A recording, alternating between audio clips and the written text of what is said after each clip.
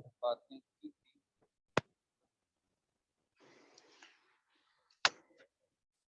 Physiology में हमने जो है तफसील से बात की थी और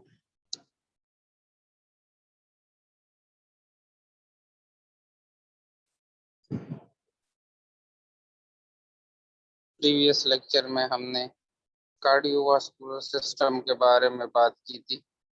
फिर जो है कार्डियोवास्कुलर सिस्टम की जो है हमने चैम्बर्स के बारे में बात की।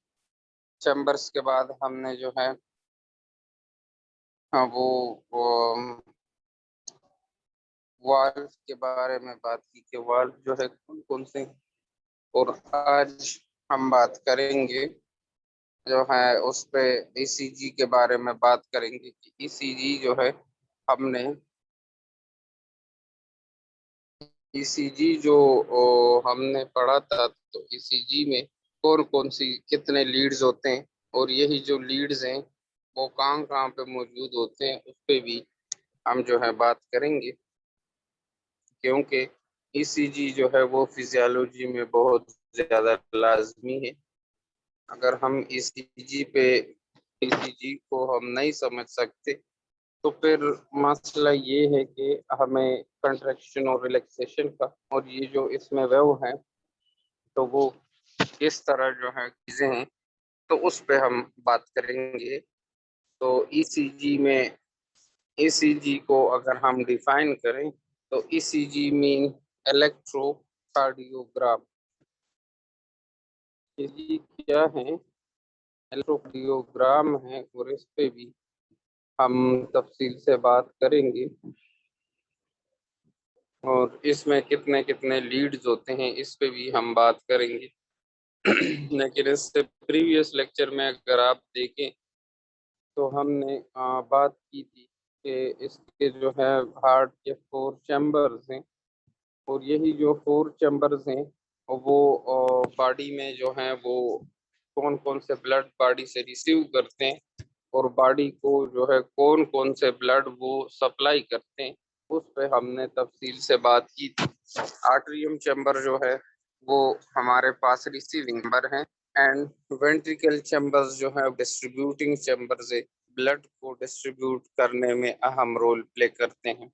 फिर हमने वाल्व के बारे में बात की और वाल्व ने हमने ये बातें की कि इसमें जो है there are 2 types of the valve, atrioventricular valve and also semilunar valve.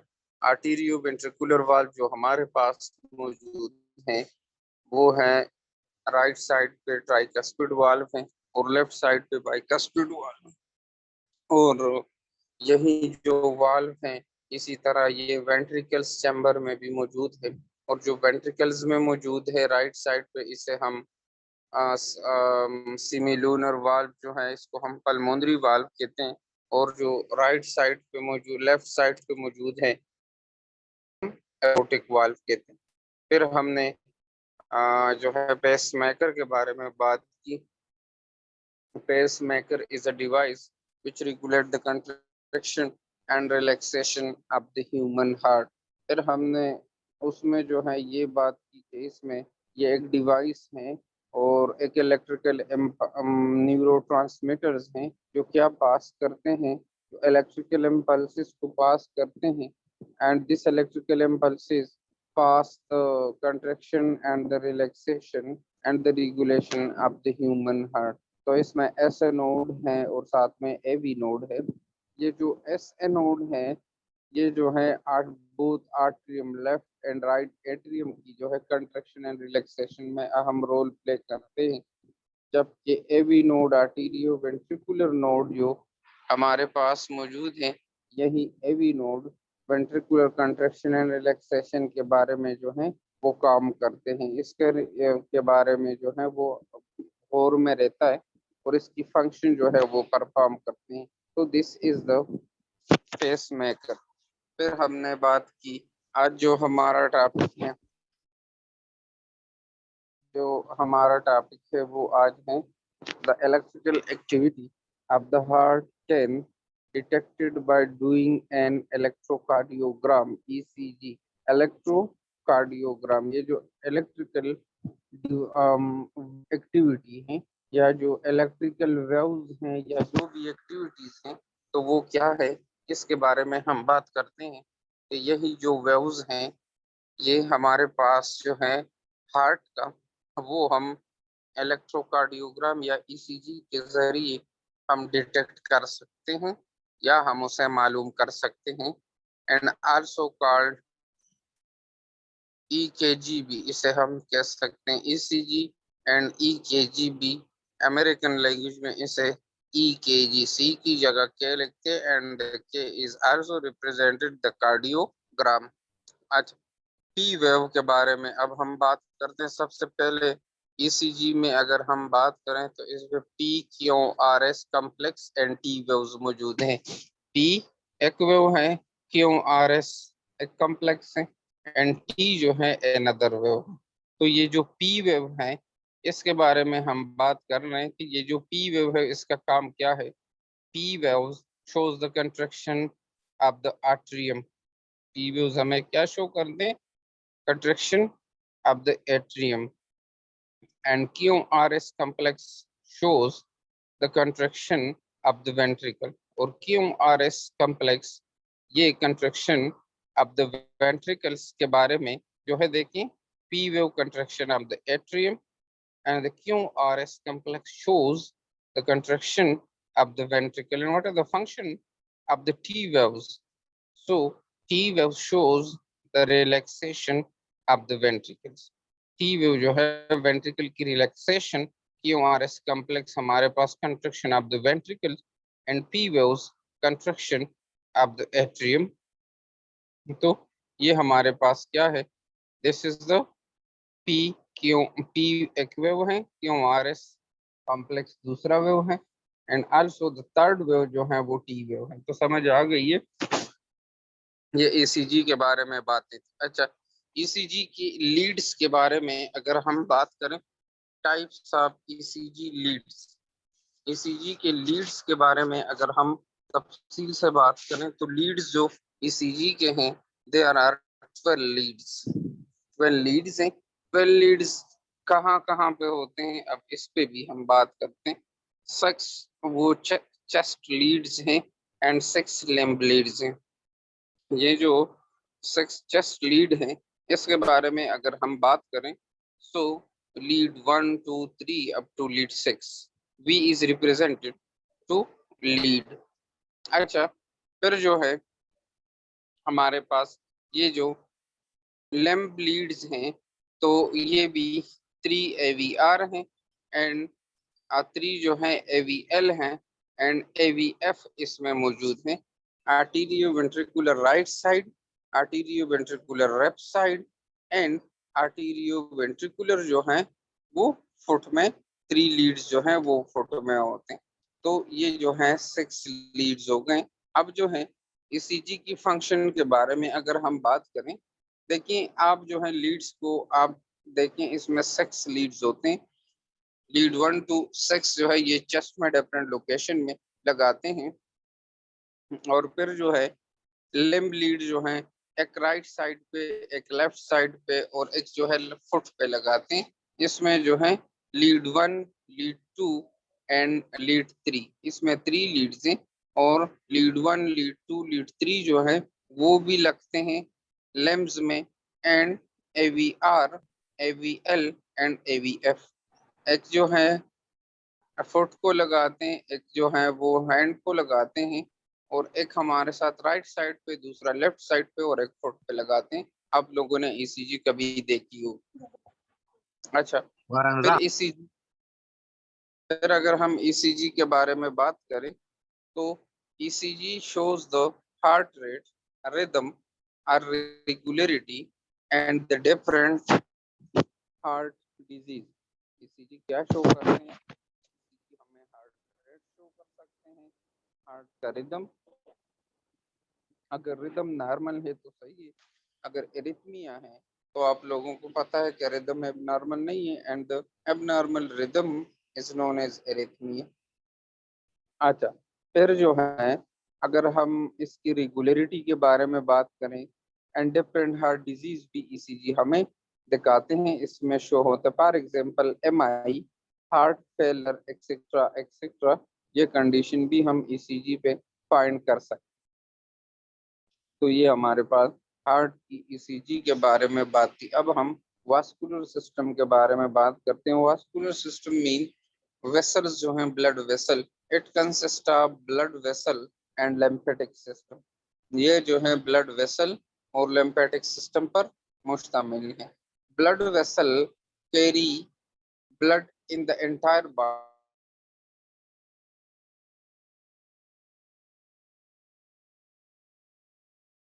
to the entire body, and also it consists of, इस पे क्या क्या, इसमें क्या क्या चीजें मौजूद हैं।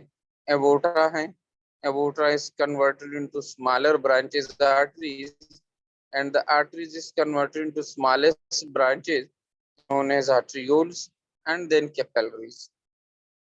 Capillaries say venules.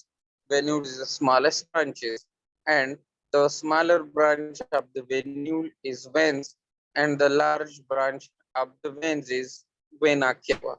तो अभी जो है आप लोगों को मैंने तफसील से बताया था कि एवोटा है, एवोटा के स्मॉलर ब्रांचेस आर्टरीज, और आर्टरीज के जो स्मॉलेस्ट ब्रांचेस है वो आर्टरीज है।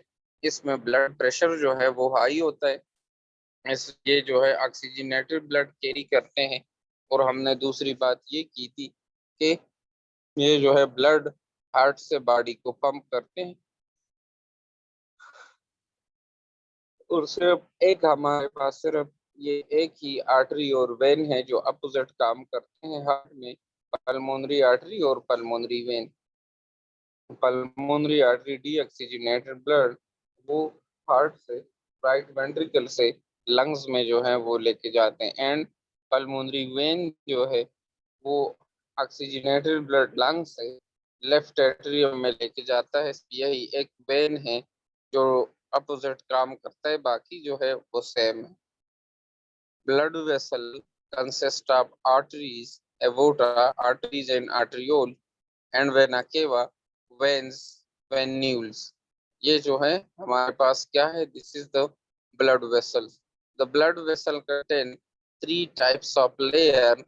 The first one is tunica intima. Tunica intima is the innermost layer of the blood vessel, and tunica media is the middle layer of the blood vessel, and the tunica adventitia is the outermost layer of the blood vessel. Tunica adventitia जो है ये हमारे पास क्या है, ये outer most layer of the blood vessel है। Diagram में तो आपको इजीली नजर नहीं आ रहा, लेकिन ये है वेसल वाल, और वेसल वाल जो है tunica adventitia, tunica media and tunica intima, ये ब्लड वेसल हैं। तो ये थ्री लेयर्स है ब्लड के। Tunica intima innermost layer है, tunica media the middle layer, and tunica adventitia is the outermost layer. अच्छा, फिर जो है ये हमारे पास वास्कुलर सिस्टम में। अच्छा, तो अब हम सर्कुलेटरी सिस्टम स्टार्ट करते हैं। हमने तो तफसील से पढ़ा भी है, लेकिन अगेन ये जो है मैं आपको बुक्स में है तो फिजियोलॉजी में पढ़ना पड़ेगा। ये है हमारे पास circulatory system. General circulatory, what is circulatory system? Circulatory system is the circulation of the blood in the whole body is known as circulatory system. General circulation के बारे में अगर हम बात करें तो heart work is pump in our body. Heart जो है पंप के जरिए जो है, पंप का जिम्मा जो है वो परफॉर्म करता है, जो कि हमारे बॉडी में ब्लड को पंप करना वो हार्ट के जिम्मे है, which pumps the blood through the entire body, जो कि होल बॉडी में ब्लड का पंप करना ये किसका काम है? हार्ट का काम। The circulatory system is composed of the heart and the blood vessel. Circulatory system क्या करते हैं, वो हार्ट को जो है system composed of the heart and blood vessel. Circulatory system वो ब्लड, हार्ट और ब्लड ब्लड वेसल पे मौजूद हैं, including arteries, veins and capillaries. Through the blood passes like a cycle. ये हमारे पास क्या है, ये जो सर्कुलेटरी सिस्टम है हार्ट पे, ब्लड वेसल पे और ब्लड पे मुश्तमिल है, और इसमें आर्टरीज, वेन्स एंड कैपिलरीज। इससे पहले हमने कैपिलरीज को एक्सप्लेन नहीं किया। कैपिलरीज कुछ इस तरह है, कैपिलरीज जो है the junction between the arterioles and the venules is known as capillaries. Capillaries की डिफिनीशन हमने कुछ इस तरह किया था, अगर आप लोगों को याद है, the junction between arterioles and the venules, and it's make an onion like structure, एक onion like structure बनाता है। arterial capillaries, annular capillaries, arterial capillaries, and what are the function of the capillaries? Capillary की function ये है कि oxygen को tissue में transfer करना और कार्बन डाइऑक्साइड को टिश्यू से ब्लड में ट्रांसफर करना। ये जो है किस चीज का काम है, ये है हमारे पास कैपिलरी का। और इसके टू टाइप्स,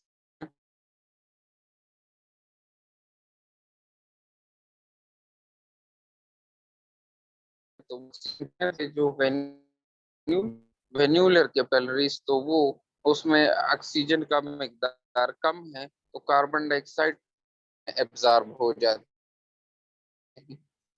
तो ये इसका फंक्शन है। The blood first come right atrium from the vena cava by his primary circulation, then goes to the left artery by the bicuspid wall, and the left ventricle pump oxygenated blood to the aorta to the and through the aortic valve.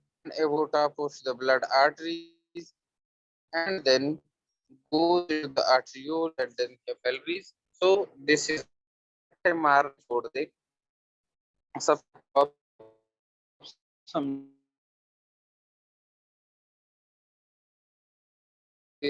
veins in the largest part of the veins कि वो superior vena cava head से inferior vena cava lower bicuspid valve खुल जाएगा। खुलने के बाद जो है वो ऑक्सीजनेटेड ब्लड लेफ्ट एट्रियम से लेफ्ट वेंट्रिकल में चला जाएगा। लेफ्ट वेंट्रिकल के में भरने के बाद सिमिलूनर वाल जो कि लेफ्ट साइड पे मौजूद है, एवोटिक वाल है, एवोटा जो है एराइज हुआ है और एवोटिक वाल यहीं पे खुल के वो किधर चला जाएगा, ये जो है पूरे बॉडी में डिवाइड हो जाएगा। तो this is the circulatory system. और ये सारा जो है पूरा सिस्टम वो कहाँ पे चला जाता है, वो ऑक्सीजनेटेड ब्लड वो चला जाता है होल बॉडी में।